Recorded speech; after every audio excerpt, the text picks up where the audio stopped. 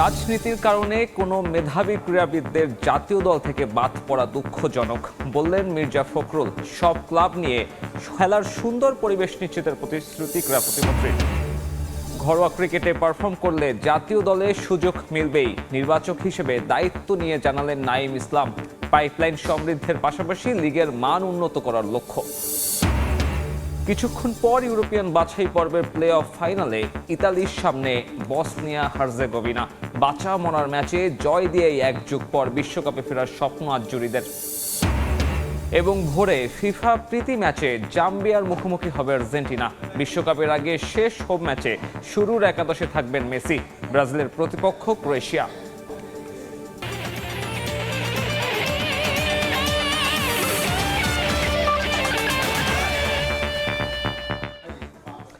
শুরুতে football Asian cup বাছাইয়ের খবর।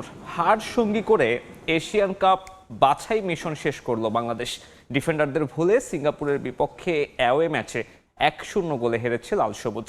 এই হারে পয়েন্ট টেবিলে 2 নম্বরে ওঠার সুযোগ হাতছাড়া হলো বাংলাদেশের। সিঙ্গাপুরের হয়ে একমাত্র গোলটি করেন হারিস স্টুয়ার্ট। এশিয়ান কাপে বাংলাদেশ দলের পারফরমেন্স নিয়ে কথা বলতে আজ আমাদের সঙ্গে আছেন বাংলাদেশ জাতীয় ফুটবল দলের সাবেক অধিনায়ক মামুনুল ইসলাম। মামুনুল, আপনাকে অসংখ্য ধন্যবাদ সময় দেওয়ার জন্য। একটা ম্যাচ আজকে হতাশায় শেষ হলো, আপনার পর্যবেক্ষণটা কি এই ম্যাচের উপরে? ধন্যবাদ আপনাকে। পর্যবেক্ষণ কিছু নেই, স্টার্টিংটা খুব ভালো ছিল। আমরা সবসময় যেটা বলেছিলাম যে আমাদের স্কোরিংয়ের ক্ষমতা কম, আমরা স্কোর না করাতে আমাদের অনেক ম্যাচ আমরা হারতে হয়েছে, অনেক ম্যাচ ড্র করতে হয়েছে, অনেক ম্যাচ আপনি জয় নিয়ে আসতে পারেন নাই। আমি মনে করবো যে এই পুরো ম্যাচ 90 মিনিট শুরু থেকে শেষ পর্যন্ত বাংলাদেশ সুপার ফুটবল খেলেছে। যেখান থেকে খেলা দরকার, ভালো পজিশনে বলেন, আপনার 50-50 বলে বলেন, সব দিক দিয়ে জাস্ট আমরা গোলটা রিসিভ করেছি অলমোস্ট ট্রানজিশন মুভমেন্টে। আমরা বল পেয়েছি, আমাদের থেকে মিস হয়েছে, ওরা কাউন্টার এটাকে গোলটা করা। আমি মনে করি যে আমাদের এশিয়ান কাপের গ্রুপ পর্যায়ে, মানে আপনি যদি দেখেন আমরা এখন 3 নম্বরে আছি, আজকে জিতলে আমরা 2 নম্বরে যাওয়ার সুযোগ ছিল, তাহলে আমরা আমাদের বেটার জায়গায় যেতে পারতাম, আমাদের উন্নতির দিকটা দেখা যেত। সব কিছু মিলে আমি বলবো যে ম্যাচটা ভালো ছিল, খারাপ এমন না। যে আমরা সিঙ্গাপুর, আমাদের ডিস্টেন্স আমরা জানি, তাদের দূরত্ব, হোম গ্রাউন্ডে, তাদের হোম গ্রাউন্ডে আমাদের টিম 90 মিনিটস খেলা, এত ভালো ফুটবল খেলার সঙ্গে গোলটা খুবই দরকার ছিল। আমি লাস্টে 10-15 মিনিট একটা মিরাজের, একটা হামজার সুপার ক্রসে মিরাজের বার পোস্টে লাগা, সব কিছু মিলে আমাদের ভাগ্যে ছিল না। তা আমি বলবো যে আমাদের এশিয়া কাপের কোয়ালিফাই রাউন্ডের লাস্ট ম্যাচ যখন আমাদের ম্যাচটা ভালো করে শেষ হলো। মামুনুল, এই যে ভাগ্য ছিল না, পক্ষে আসেনি, এইসব আফসোসের কথা তো আমরা এই 6টা ম্যাচেই দেখলাম।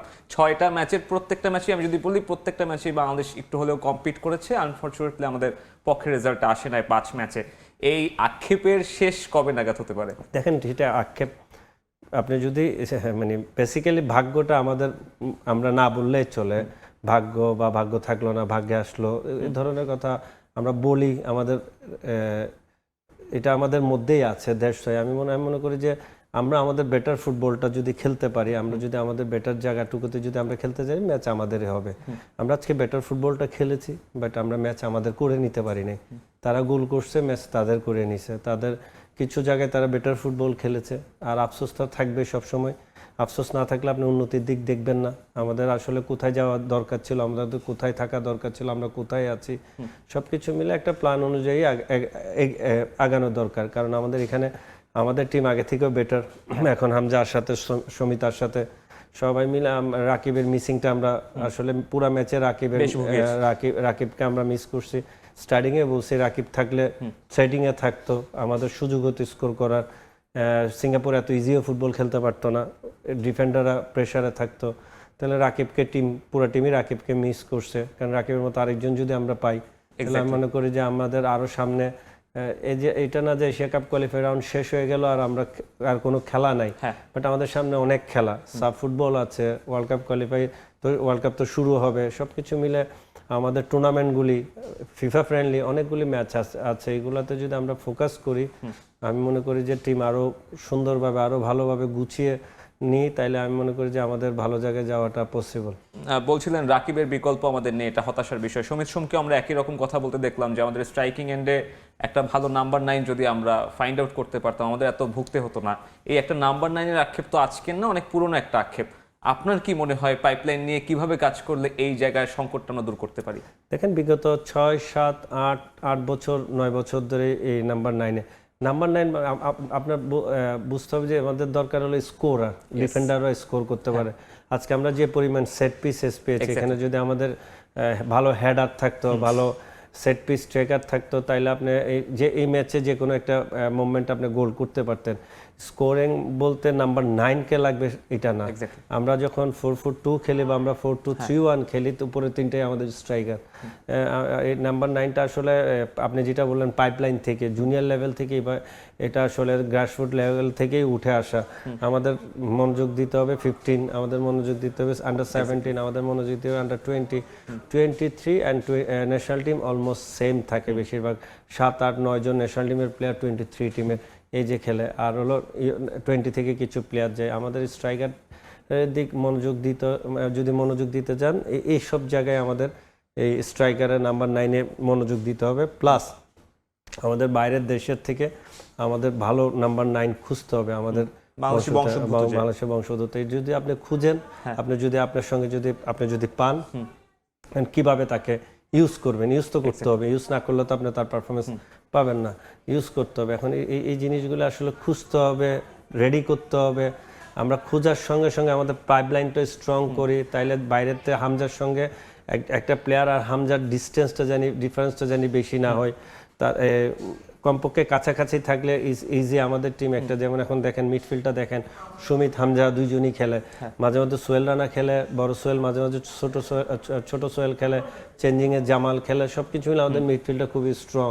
ডিফেন্ডারের দিকে দেখেন তারেক কাজী, তপু বর্মন, জুনিয়র তপু, এখন বিশ্ব চলে আসছে, বিশ্ব চলে আসাতে সাইড ব্যাক আরো বেশি স্ট্রং, একটু স্ট্রং। জায়ানের পারফরমেন্সে দেখেন, সবকিছু হলে একটা জায়গায় দুইটা করে প্লেয়ার আছে আমাদের। ওই বললাম আমাদের রাকিব, ফাহিম, ইমন, তাদের নিয়ে আমাদের অনেক, ফাহমিদুল, তাদের নিয়ে অনেক কিছু কাজ করা উচিত। তাদের নিয়ে কাজ করলে আপনি বেনিফিটটা এখন পান নাই, পরে পাবেন। এবং আরো একটা পজিশন যেটা নিয়ে খুব বেশি আলোচনা হচ্ছে জামাল ভুঁইয়ার অন্তর্ভুক্তি। আমরা ম্যাচের আগে দেখি জামাল ভুঁইয়া প্রেস কনফারেন্স করেন, তাকেই আসলে ক্যাপ্টেন বলা হয়, কিন্তু 11-এ সে চান্স পান না। আজকে গুরুত্বপূর্ণ ম্যাচে তাকে আমরা সাবস্টিটিউট করতে দেখলাম না। আপনিও কি মনে করেন জামাল ভুঁইয়া আসলে এই একাদশে থাকার যোগ্য না, বা তার থেকে বেটার প্লেয়ার স্কোয়াডে আছে? দেখেন এটা আমি বললাম না, এটা টিম ম্যানেজমেন্ট আর কোচ কিভাবে হ্যান্ডেল করে, কোচ তাকে কিভাবে চাচ্ছে। তাকে যদি মেন্টর হিসেবে চায়, এটা একটা ভিন্ন ইস্যু। আর তাকে যদি ইউজ করতে চায়, এটা কোচের উপর। বাট আমি মনে করি যে কিছু সময় তাকে ইউজ করা উচিত। আপনি তাকে প্রেস কনফারেন্সে নিচ্ছেন, কথা বলাচ্ছেন, একটা টিমের শেপের ব্যাপারে আপনি সামর্থ্যটা বলছেন, আমরা এই টিমে এই ম্যাচে এই করব। কে বলছে? জামাল ভুঁইয়া বলছে, কিন্তু জামাল ম্যাচ খেলতেছে না। এইখানে আপনার উচিত হামজাকে নিয়ে যাওয়া, এখানে আপনার উচিত সমিতকে নিয়ে যাওয়া, এখানে আপনার উচিত ডিফেন্ডার তারেক কাজীকে নিয়ে যাওয়া, উচিত রাকিবকে নিয়ে যাওয়া। কারণ তারা খেলবে, তারা জানে তারা খেলবে, তারা কিভাবে করতে পারে। বাট আমি মনে করি এই ধরনের দুইটা না রেখে জামালের পারফরমেন্স এটা প্রভাব পড়বে, টিমের এনভায়রনমেন্টটাও নষ্ট হবে। সব কিছু মিলে আমি মনে করি টিম ম্যানেজমেন্টের এটা এখানে দেখা উচিত, কোচিং স্টাফের সবার এটা বোঝা উচিত যে যদি জামাল ক্যাপ্টেন হয়ে থাকে, যদি জামাল 23 জন স্কোয়াডে থাকে, মাসবি জামালকে আপনার সুযোগ দেওয়া উচিত। আমরা আপনার কাছে আবারও ফিরবো। কোচ নিয়ে কথা হচ্ছে, দেখে আসতে চাই ম্যাচের পরে কোচ কি বলছেন। ভালো খেলার পরেও হারের হতাশায় ভুগছেন বাংলাদেশ কোচ হাবিয়ার কাবরেরা। তার মতে সিঙ্গাপুরের বিপক্ষে এই ম্যাচটা ছিল এবারের এশিয়ান কাপে বাংলাদেশের সেরা পারফরমেন্স। কোয়ালিফাই না করতে পারলেও বাংলাদেশের পারফরমেন্স আগের তুলনায় আরও ভালো হয়েছে বলেও দাবি এই স্প্যানিয়ার্ডের। হাবিয়ার কাবরেরা কথা বলছিলেন। হাবিয়ার কাবরেরার আর 1 মাস মেয়াদ রয়েছে বাংলাদেশের কোচ হিসেবে। আপনি হাবিয়ার কাবরেরাকে আরও বেশি দিন চাইবেন কিনা বাংলাদেশের ডাগআউটে? আমার চাওয়া না চাওয়া নিয়ে কোনো কিছু যায় আসে না। আপনাকে বুঝতে হবে বাংলাদেশের ফুটবল ফ্যানরা, বাংলাদেশের ফুটবল সাপোর্টাররা, বাংলাদেশের অন্যরা কি চায়, এবং বাংলাদেশের ফুটবল ফেডারেশন টিম ম্যানেজমেন্ট কি চাই, ন্যাশনাল টিম ম্যানেজমেন্ট কমিটি আছে, ন্যাশনাল টিম ম্যানেজমেন্ট কমিটি কি চাই, ফেডারেশনের প্রেসিডেন্ট কি চাই। কারণ ওই জায়গায় কোচ আনতে গেলে আমাদের কোন লেভেলের কোচ আনতে হবে, আমাদের কোচের ডাটা কেমন হওয়া উচিত, আমাদের কোচের অবস্থান কেমন উচিত, আমাদের টিমকে কিভাবে হ্যান্ডেল করা উচিত, সবকিছু মিলে এগুলো আসলে ডিসিশন তো বিএফএফ ফুটবল ফেডারেশন নেবে। আপনার কি মনে হয় মানে বাংলাদেশের জন্য কেমন কোচ আসলে খুব ভালো হবে? দেখেন টেকনিক্যালি অনেক সলিড নাকি যার সাথে কমিউনিকেশন ফুটবলাররা ভালো দেখেন করতে পারবে? একটা আমাদের যখন এখন উন্নতির জায়গা হ্যাঁ। উন্নতি হচ্ছে, হ্যাঁ যেখানে আমাদের হামজার মতো প্লেয়ার আসছে, আরো প্লেয়ার আসবে, আমাদের দেশি প্লেয়ারদের মানও বাড়বে, আমাদের লিগের মান যখন বাড়বে দেশি প্লেয়ারদের মানও বাড়বে, সবকিছু মিলে আমাদের এমন কোচ দরকার যে কোচের সেট আপ রেডি থাকবে, যে সেট আপ ন্যাশনাল টিম যে স্টাইলে ফুটবল খেলতেছে আন্ডার 15, 17, 20, 23 সেম স্টাইলে ফুটবল খেলবে, এবং প্রত্যেকটা এইজের কোচিং স্টাফ আলাদা থাকবে। হ্যাঁ, কারণ কমিউনিকেশনের জন্য প্রত্যেকটা কোচিং স্টাফ আলাদা থাকতে প্রত্যেকটা রেজাল্টের আপনার ভ্যালুটা থাকবে, প্রত্যেকটা কোচের চ্যালেঞ্জ থাকবে, এবং সব কিছুই ন্যাশনাল টিমের হেড কোচ আছে, টেকনিক্যাল ডাইরেক্টর আছে, তাদের মাধ্যমে এটা পরিচালনা করা হবে। তাইলে আপনি ডে বাই ডে ইমপ্রুভ করতে পারবেন। আপনি আনলেন ন্যাশনাল টিমের কোচ অনলি ন্যাশনাল টিমকে নিয়ে ফোকাস করলো, বাট আদার্স প্লেয়ার অনেক প্লেয়ার আছে, আপনাকে খুঁজতে হবে বাংলাদেশে। আমাদের দেশে অনেক প্লেয়ার আছে, লিগ ম্যাচগুলিতে লিগগুলি দেখতে হবে প্রত্যেকটা ম্যাচ। এমন প্লেয়ার আপনার ন্যাশনাল টিমে আছে যারা 10-15 মিনিট খেলেছে, আবার অনেক প্লেয়ার আছে যারা 2-3 ম্যাচ টানা খেলেছে, তারা আবার ডাক পায় না, তারা কিন্তু বেস্ট পারফর্মার। এরকমও আপনার অবস্থা সিচুয়েশন হয়েছে ন্যাশনাল টিমের ডাকা না নিয়ে। প্লেয়ার আসলে কেউকে ডাকলে প্লেয়ারদের তো দোষ নেই, এটা কোচিং স্টাফ কালেক্ট করে, এখানে ম্যানেজমেন্ট হস্তক্ষেপ করে না। তাইলে আপনাকে বুঝতে হবে আপনি কিভাবে প্লেয়ারগুলিকে কাজে লাগাবেন, জুনিয়র প্লেয়ারকে কিভাবে আপনি ন্যাশনাল টিমে ইন করাবেন, তাদের পারফরমেন্স লেভেল কিভাবে বাড়াবেন, এবং ওই পারফরমেন্স লেভেল অনুযায়ী আপনার আমাদের tournament day by day match আছে, ইন্টারন্যাশনাল ম্যাচগুলি কি হইতে পারে। আমরা যদি 1 বছর পরে চিন্তা করি হবে না, আমাদের চিন্তা করতে হবে নেক্সট টার্গেটটা আমাদের কি, নেক্সট টুর্নামেন্টটা আমাদের কোন জায়গায় যেতে হবে। Under 20 sub football I think চলতেছে, সেমিফাইনাল আছে নেপালের এগেনস্টে। আমাদের টার্গেট আমরা যদি ফাইনাল খেলি, ফাইনাল হয়ে যে কোনো দেশের সঙ্গে মুখে আমরা চ্যাম্পিয়ন হওয়ার জন্য গেছি, ওখান থেকে কিছু প্লেয়ার আপনার ন্যাশনাল টিমে অ্যাডজাস্ট করতে পারেন দেখে। সব কিছু মিলে এগুলো আসলে একটা সলিড আপনার প্ল্যান নিয়ে এগিয়ে যেতে হবে। সাডেনলি আসলাম, আপনি বললেন ওয়ার্ল্ড কাপ খেলবো, এশিয়া কাপ কোয়ালিফাই করব, আমাদের কেন উন্নতি হচ্ছে না, আমাদের এটা চেঞ্জ দরকার, ওইটা চেঞ্জ দরকার, এভাবে উন্নতি হবে না। একদম শেষে একটু ছোট্ট একটা সবথেকে পপুলার প্রশ্ন বলা চলে, জাতীয় দলের সিন্ডিকেট নিয়ে অনেক সমর্থকদের আমরা দেখি সমালোচনা করতে সামাজিক মাধ্যমে। আপনিও কি মনে করেন জাতীয় দলের সিন্ডিকেটের প্রভাব বেশি? দেখেন, ব্যক্তিগত আমার ওপিনিয়ন থাকতে পারে, বাট আমার ইনভলভমেন্ট নাই ওখানে, তাই আমি আমার ওপিনিয়নে কোনো গুরুত্ব রাখে না। সেই জাতীয় দলের অভিজ্ঞতা বা বর্তমান পর্যবেক্ষণে আপনি কি মনে করেন এখানে সিন্ডিকেট খুব বেশি কাজ করে বা পারফর্মাররা খুব বেশি সুযোগ পায়? দেখেন, এখানে সিন্ডিকেটটা করবেটাকে, সবকিছু তো হেড কোচের উপর। হেড কোচ চাইলে জিকুকে ডাকতে পারতো, হেড কোচ চাই নাই, জিকুকে ডাকে নাই। বাকি কোচিং স্টাফ তাকে সাপোর্ট দিতে পারছে নাকি পারে না আমি জানি না। তাই হেড কোচ যদি সিন্ডিকেট বলা হয়, তাহলে হেড কোচের উপরই আপনার দায়ভারটা নিতে হবে। রেজাল্ট ভালো হলে হেড কোচের উপর সাকসেসটা যাবে, রেজাল্ট খারাপ হলে হেড কোচের উপর নিতে হবে। কোচিং দায়িত্বটা এরকম। তাহলে আপনাকে বুঝতে হবে কোচ কি চাই। ঠিক আছে, কখনো কখনো কি কোচের পছন্দটা বেশি প্রাধান্য পায় জাতীয় দলের সিলেকশনের উপরে? দেখেন, প্রত্যেকটা কোচের পছন্দের প্লেয়ার থাকে, আপনার ওইটার বাইরেও। যেমন জামালকে নিশ্চয় কোচ পছন্দ করে বলে স্টিল নাও জামাল কোচের সাথেই আছে। এরকম প্রত্যেকটা কোচের এক একজন পছন্দ থাকে। তারপর আপনার রেজাল্টও ইম্পর্টেন্ট। আমি পছন্দের প্লেয়ার খেলালাম, আমার টিম রেজাল্ট পেল না, এটা তো একটা ফ্যাক্ট থাকে। এখন আপনাকে রেডি করতে হবে, আপনাকে জানতে হবে, আপনাকে টিম আপনার মতো করে রেডি করতে হবে, জবাব দিতে আপনিই করবেন। তাহলে আমি মনে করি হেড কোচের গুরুত্ব এখানে সবচেয়ে বেশি। বাকিরা যারা বলতেছে, এটা যদি হয়ে থাকে, এটার একটা টুর্নামেন্ট শেষ, এখন যখন এশিয়া কাপ, তখন একটা কমিটি হবে, যাচাই বাছাই করবে আসলে কি হেড কোচকে অ্যাসিস্ট্যান্ট কোচরা হেল্প করছে নাকি, অ্যাসিস্ট্যান্টের কথা হেড কোচ শুনছে নাকি, সব কিছু মিলে প্রত্যেকটা টুর্নামেন্ট বা কোনো কিছু ম্যাচের পর কথাবার্তা হয়, মিটিং হয়। এই মিটিংয়ের মধ্যে যদি কোনো কিছু বেরিয়ে থাকে, এটা শাস্তির জায়গা হবে। আপনাকে অসংখ্য ধন্যবাদ। আশা করি দর্শকরাও তাদের এই সিন্ডিকেট বিষয়ের প্রশ্নের উত্তরটা পেয়েছে। দর্শক, আমাদের সঙ্গে যুক্ত হয়েছেন জাতীয় দলের সাবেক অধিনায়ক মামুনুল। কথা বলছিলাম এশিয়ান কাপে বাংলাদেশের সিঙ্গাপুর ম্যাচ নিয়ে। এদিকে রাজনীতির কারণে কোনো মেধাবী ক্রীড়াবিদদের জাতীয় দল থেকে বাদ পড়া দুঃখজনক, এমন মন্তব্য করেছেন স্থানীয় সরকার পল্লী উন্নয়ন ও সমবায় মন্ত্রী মির্জা ফখরুল ইসলাম আলমগীর। প্রধানমন্ত্রীর উপদেষ্টা রুহুল কবির রিজভী জানান, 2018 সালে একজন তারকা ক্রিকেটার বিএনপি থেকে জাতীয় নির্বাচনে অংশ নিতে চেয়েছিলেন, কিন্তু পরে তিনি আওয়ামী লীগ থেকে অংশ নিতে বাধ্য হন। ঢাকা দক্ষিণ সিটি কর্পোরেশনের প্রশাসক আব্দুস সালামের মতে, সাকিব মাশরাফির মতো প্রতিভাবানদের নষ্ট করেছে ফ্যাসিস্ট সরকার। এদিকে রাজনীতির ঊর্ধ্বে গিয়ে সব ক্লাবকে নিয়ে খেলার সুন্দর পরিবেশ নিশ্চিত করার প্রতিশ্রুতি দেন ক্রীড়া প্রতিমন্ত্রী আমিনুল হক। মোহামেডান স্পোর্টিং ক্লাবের নবনির্বাচিত পরিচালনা পর্ষদের শুভেচ্ছা বিনিময় অনুষ্ঠানে ক্রীড়াক্ষেত্রে সাম্য, সৌহার্দ্য, শিষ্টাচারের বার্তা। রাজনৈতিক ক্যারিয়ার বা মতাদর্শের কারণে কারো ক্রীড়াসত্তা ধ্বংসের পক্ষে নন কেউই। রাজনীতির কারণে কোনো মেধাবী ক্রীড়াবিদ বাদ পড়বে দল থেকে বা জাতীয় দল থেকে, এটা সবচেয়ে কষ্টের কারণে দাঁড়ায়। এই উপর থেকে আমাদেরকে বেরিয়ে আসতে হবে। আমরা একটা অন্ধকার থেকে বেরিয়ে এসেছি। আসুন আমরা নতুন স্বপ্ন দেখি, নতুন আলো দেখি এবং নতুন সূর্যের মধ্য দিয়ে আমরা ক্রীড়াঙ্গনকে নতুন করে সাজিয়ে নিই।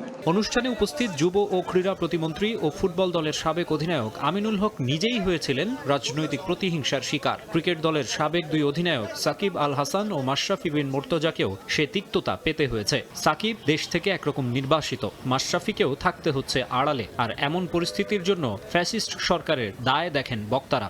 আমরা দেখেছি যে কিভাবে দলীয়করণ হয়েছে, রাজনীতিকরণ হয়েছে।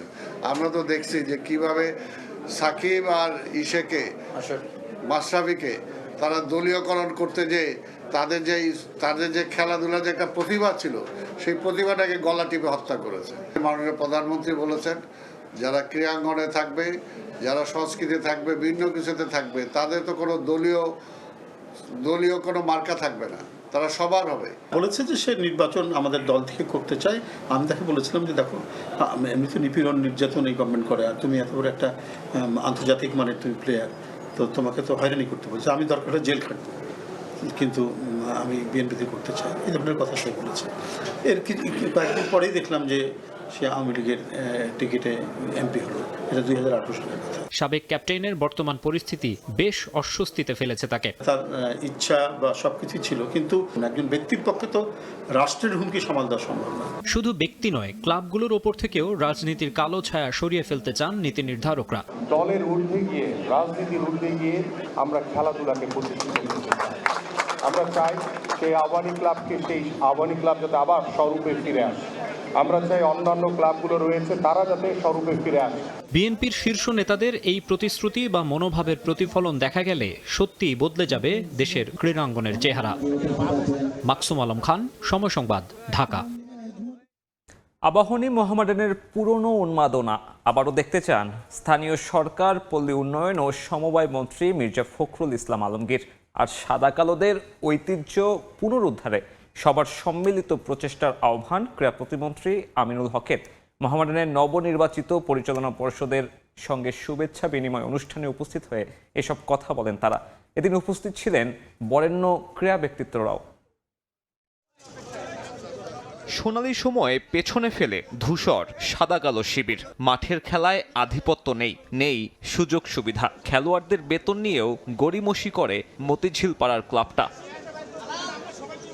তবে নবনির্বাচিত পরিচালনা পর্ষদকে নিয়ে নতুন করে স্বপ্ন দেখা শুরু করেছে মোহামেডান। শুভেচ্ছা বিনিময় অনুষ্ঠানে ক্লাব প্রাঙ্গণে দেখা মিলল মন্ত্রী পরিষদের একাধিক হেভিওয়েট নেতাকে। মোহামেডান ক্লাবের মধ্যে এখন যারা এসছেন তারা বেশিরভাগই তরুণ, এবং আমি মনে করি তাদের নেতৃত্বে মোহামেডান ক্লাব সামনের দিকে এগিয়ে যাবে। ওই দৃশ্য দেখতে চাই যে মোহামেডান ক্লাব আর আবাহনীর খেলা ন্যাশনাল ফুটবল স্টেডিয়ামে হচ্ছে, আর বাইরে মারামারি করছি আমরা। ক্লাবের সাবেক অধিনায়ক এখন ক্রীড়া প্রতিমন্ত্রী। মোহামেডানের ঐতিহ্য ফেরাতে সম্মিলিত প্রচেষ্টার আহ্বান আমিনুল হকের। ফখরুল ইসলাম আলমগীরের এখানে আগমনের মধ্যে দিয়ে সরকারের দ্বিতীয় ব্যক্তি আজকে মোহামেডান ক্লাবে উপস্থিত হয়েছেন।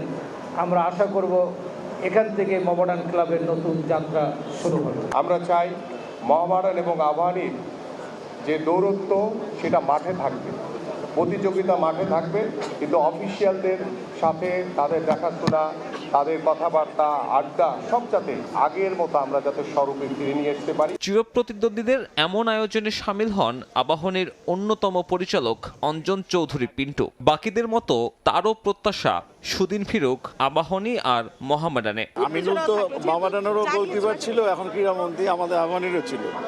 সো যেহেতু ও এখন ক্রীড়ামন্ত্রী হয়েছে, সেটা আমাদের জন্য একটা আশার আলো। তো আমি একটু আগে কিছু বিষয়ে কথা বললাম, তো আমার মনে হয় যে আমাদের এগুলো সম্ভব হবে, সে নিজে ক্রীড়াবিদ। এদিন উপস্থিত ছিলেন মোহামেডান স্পোর্টিং ক্লাবের প্রবীণ নবীন সংগঠক ও খেলোয়াড়রা। মোহামেডানের ঐতিহ্য ফেরানোর পাশাপাশি ঘরোয়া ক্রিকেটের অচল অবস্থা কাটিয়ে ওঠার প্রত্যাশাও তাদের। ডিপিএল ক্রিকেটটা আমাদের হার্ট, তো এই জায়গা থেকে যে আপনার এই ক্রিকেটটা দিয়ে কিন্তু আমাদের প্লেয়ারদের অনেক পরিবার কিন্তু সম্পৃক্ততা আছে এখানে, তো সেইভাবে আগানো উচিত এবং এই ক্রিকেটটাকে যাতে নষ্ট না হয় সেদিকে সবাইকে খেয়াল রাখতে হবে। মোহামেডান ক্লাব বলতে আমার একটা অন্যরকম একটা অনুভূতি হয়। পার্লামেন্ট মেম্বাররা আমাদের এই কমিটিতে আছেন, পার্মানেন্ট মেম্বার, তাদের মাধ্যমে এবার ঘুরে দাঁড়াবে এটা এনশিওর। এদিন আবারও ক্রীড়াবিদদের রাজনীতিতে না জড়ানোর পরামর্শ দেন শীর্ষস্থানীয় রাজনৈতিক ব্যক্তিত্বরা। সাব্বির মিথুন, সময় সংবাদ, ঢাকা। সাফ অনূর্ধ্ব 20 ফুটবল চ্যাম্পিয়নশিপের ফাইনালে ওঠার মিশনে নেপালের মুখোমুখি হবে বাংলাদেশ। ন্যাশনাল স্টেডিয়াম মালেতে ম্যাচ শুরু হবে বিকেল 4:45টায়। মালদ্বীপে রীতিমতো উড়ছে বাংলাদেশের যুবারা। অনূর্ধ্ব 20 সাফে বাংলাদেশ দলে বাড়তি পাওনা প্রতিশ্রুতিশীল প্রবাসী ফুটবলাররা। প্রথম ম্যাচে পাকিস্তানকে 2-0 গোলে হারিয়ে আসর শুরু করেছিল মার্ক কক্সের দল। সে ম্যাচে যুক্তরাষ্ট্র প্রবাসী ফুটবলার রোনান সুলিভানের জোড়া গোল মুগ্ধ করে ফুটবল প্রেমীদের। গ্রুপ চ্যাম্পিয়ন হওয়ার দৌড়ে ভারতের চ্যালেঞ্জ নিলেও শেষ পর্যন্ত 1-1 গোলে ড্র করে লাল সবুজ। গোল ব্যবধানে পিছিয়ে রানার্স আপ হয় সেমিফাইনালে শক্তিশালী নেপালকে পেয়েছে বাংলাদেশ। ভারতের বিপক্ষে ম্যাচে রেফারির সিদ্ধান্তের প্রতিবাদ করে লাল কার্ড পেয়েছেন প্রধান কোচ মার্ক কক্স।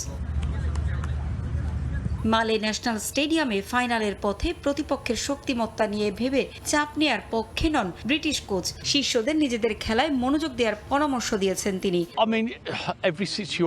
আমি ফুটবলারদের নিয়ে আশাবাদী, ওরা মাঠে সেরাটা দিয়ে লড়বে, পরিকল্পনা অনুযায়ী ওরা পারফর্ম করবে, এটাই চাই। আমার দলের সক্ষমতা রয়েছে শিরোপা জয়ের, সে লক্ষ্যে ফাইনাল নিশ্চিত করতে চাই। সবাইকে চাপমুক্ত থেকে পারফর্ম করতে হবে। আসরে 2 গোল ও 1 অ্যাসিস্ট করা রোনান সুলিভান কোচের বড় অস্ত্র। এছাড়াও মিঠু, কামাল মৃধা, নাজমুল হুদা, ফয়সালরাও জানেন মাঠে তাদের কতটা উজাড় করে লড়তে হবে। ইনজুরিতে ছিটকে গেছেন ডিফেন্ডার আশিক। গোল পোস্টের নিচে যথারীতি ইসমাইল হোসেন মাহিনেই আস্থা রাখতে পারেন কক্স। নেপালের সাথে আমরা ফোকাস করছি যে ইনশাল্লাহ আমাদের যে গেমটা আমরা খেলি, তো ওইটা আমরা ইনশাল্লাহ মাঠে প্রুভ করব। তো সবাই দেশবাসী আমাদের জন্য দোয়া করবেন, আমরা যাতে সেমিফাইনালে উইন করে ফাইনালে উঠতে পারি। আমরা এই টুর্নামেন্ট চ্যাম্পিয়ন হতে এসেছি। নেপাল আমাদের জন্য সবসময় বড় বাধা। আমাদের প্রত্যেকটা প্লেয়ার প্রত্যেকটা কোচিং স্টাফ তাদের 101% দিতেছে। সো আমরা অনেক কনফিডেন্স, ইনশাল্লাহ কালকে সেমিফাইনাল জিতে দেশকে ফাইনালটা উপহার দেব। বয়স ভিত্তিক থেকে জাতীয় দল নারী ও পুরুষ ফুটবলে নেপাল বাংলাদেশের চেনা প্রতিপক্ষ। হিমালয়ের দেশটির বিপক্ষে অসংখ্য সাফল্য পেয়েছে লাল সবুজ। তাই তো অনূর্ধ্ব 20 সাফেও আরও একবার নেপাল বাধা পেরিয়ে ফাইনালে উঠবে বাংলাদেশ, এমন স্বপ্ন এখন মালদ্বীপের প্রবাসী বাংলাদেশিদেরও। পারভিন আক্তার, সময় সংবাদ। বাংলাদেশের ক্রীড়া খাতে আধুনিকায়ন এবং অবকাঠামোগত উন্নয়নে চীনের বিনিয়োগ এবং কারিগরি সহযোগিতা চেয়েছে সরকার।